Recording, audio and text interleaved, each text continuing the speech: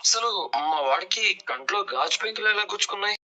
మా అందరినీ తోసుకుంటూ గుద్దుకుంటూ పడేసుకుంటూ ఎవరినో తరుముకుంటూ స్పీడ్ గా వెళ్లి ఒక వ్యాన్ గుద్దుకున్నాడు. దాని అద్దం పగిలి కళ్ళల్లో గుచ్చుకున్నాయి. అయ్యో, ఎంత పని జరిగింది. మరి ఆయన్ని ఎవరు హాస్పిటల్లో చేర్పించారు? ఇంకెవరు, మేమే. మాకైన లాసు, హాస్పిటల్ బిల్లు అంతా కలిపి 30,000 అయింది. మీరే కట్టండి.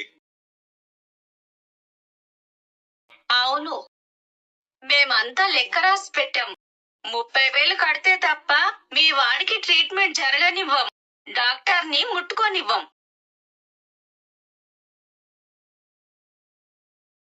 ఇప్పుడే వెళ్లి పోలీస్ కేసు కూడా పెడతాం. చూడండి, రోడ్డు మీద జరిగిన యాక్సిడెంట్ చూసిన వాళ్ళు లేరు.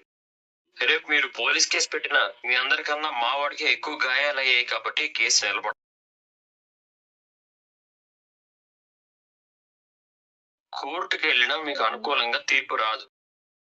4-5 ఏళ్లైనా కోర్టు చుట్టూ తిరగాల్సి వస్తుంది.